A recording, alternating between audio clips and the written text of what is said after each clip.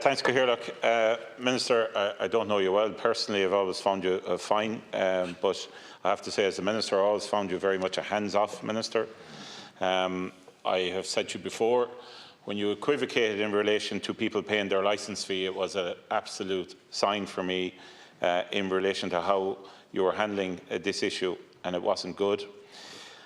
I said previously inside in the Public Accounts Committee that if a chairperson hadn't told me that they had asked for the resignation of the Chief Executive of a state board, then they wouldn't be the chairperson any longer. If you had to deal with that issue with the past chair by asking for her resignation, I wouldn't have blamed you.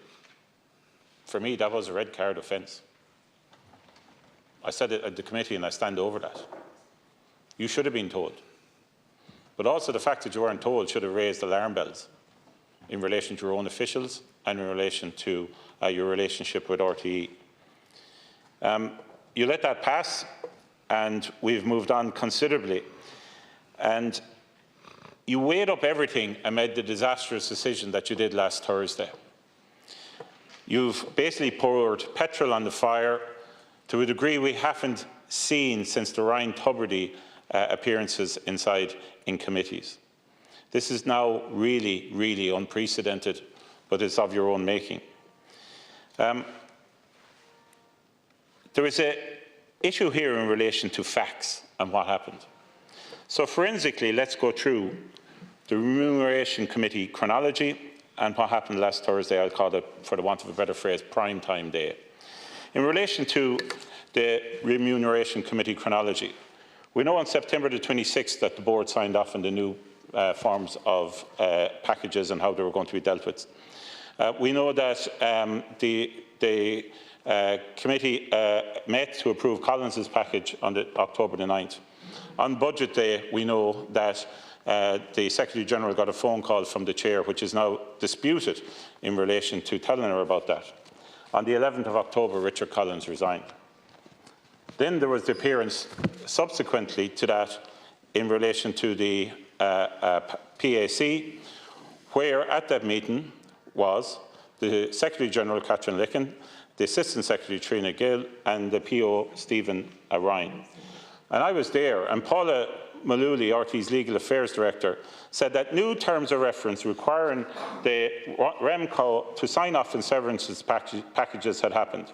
And she explicitly said that the new terms were designed to cover not only executive pay and presenters, but also exit packages. She said the terms were signed off on September the 26th.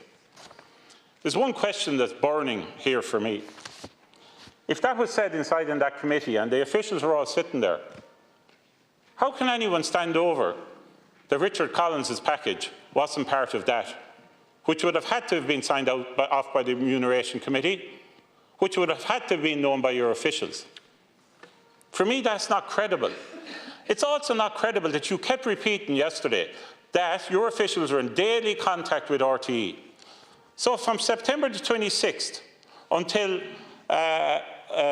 November the 28th, when RTE forwarded all these documents, and despite sitting in the committee, where I and other Public Accounts Committee members were, and we heard Ms Mullooly say this, nobody asked the question. Nobody knew nothing in relation to the fact that Collins's package would have to be under the new arrangements. Minister, it's not credible. It's not credible that they didn't know. I've previously had the privilege of sitting over there. There's no way officials in my department wouldn't know something like that. It's not possible. The only way in which they wouldn't, or you wouldn't know, is that if they choose not to tell you. Correct. Which is even more worrying. I'll get back to that. Then we come to last Thursday.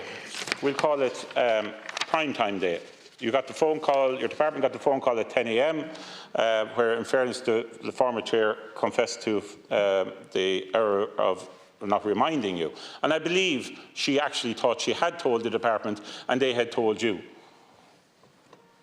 And then you were taken aback at 11. The Assistant Secretary contacted the former chair to tell her of the Minister's concerns, and she said she had told Ms Licken about this. Then at 2:30, and this is the key moment, when the former chair expressed her unhappiness at the prospect of the letter she'd been told about that was coming towards her. And she said she'd have to consider her position. That was the moment that everything kicked off, because now the race was on. The likelihood is she was going to resign anyway after that threat. I think anybody in that position would, if they were going to receive such a letter. So now how are you going to take control of this? Ms Nirala called the Assistant Secretary, said there was a press query at 4:30. However, how this press query was manufactured, in likelihood it had to come some way, some arm of government, because no one else knew. Remember, you were going on prime time later and they didn't know because you had to tell them of these issues. So then at 6:45 there was a call from the Secretary-General to the Chair saying the Minister had decided to issue the formal letter. But between 5:30 and 6 o'clock, you had changed your mind as regards the pre-arranged interview to going live instead. And the reason that happened is because the letter had to issue. And the letter was received at 7:36. And that wouldn't be possible, considering that you were going on at 7 o'clock. So that was why the change. And then, out in RTE, a member of your staff had to actually tell Primetime about this, to ask this question, and consequently the Primetime programme and time schedules likely changed. And you keep saying that the relationship was between you and the Chair. And I yet don't understand why you couldn't pick up the phone and actually ring her. The decision was made to issue the letter once the Chair decided that if this letter was issued, she would be resigning. The orchestration had to be put in place in relation to what happened last Thursday night. That's what factually it reads out to me. That's the chronology that reads out to me. That's the proposition that reads out to me and any fair-minded person.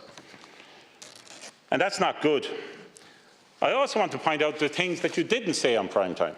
You didn't say that the Chair had actually rang you, or rang the department that morning to say that she had made an inadvertent error. You didn't say also that she had claimed that she had actually told the department and through the Secretary-General in October the previous year, or that the Assistant Secretary had actually called the former Chair earlier on that day to inform her of this. I worry deeply, Minister, about your relationship with your officials. I wish some people on the committee asked officials certain questions yesterday. I think they need to be asked some questions. Because there is an issue here in relation to either one, they were never asking pertinent questions in relation to what was going on with remuneration packages when they should have. Two, they did actually know but didn't tell you. Either are bad. The latter is absolutely worse.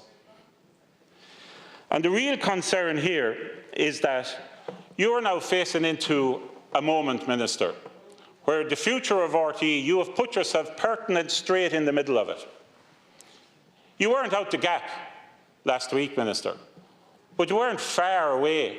You weren't the centre of attention. You got annoyed by reports in the media last weekend. Those reports you felt jolted your confidence. My argument and our argument to the Labour Party is this information, this knowledge, had to be inside in the department. Whether either the department decided not to tell you or they refused to acknowledge, which is blatantly obvious, which I have just outlined. As I say, you were nearly out the gap. You decided to put yourself into the middle of it. And by putting yourself into the middle of it, you have now put yourself in a situation where it's either you or the future of RTE. And that's very, very unfortunate. And it should never have come to this. It should never have come to the stage where a board you are meeting on Friday, how in the name of God can they actually have confidence in you? How in the name of God can a chairperson be appointed who will have confidence that you are going to be able to deal with them and deal with them in a way that they will be able to do their work? And that is the real question facing this government, and it's the real question facing this House, and it's the real question facing the people outside there who are looking at this today. Because ultimately, given your actions And given the way in which this has been managed by your department and your hands-off approach, it has now come down to that situation where there either is the future of RTE or you continuing at the helm of this sinking ship. And unfortunately, there's only one decision based on that analysis.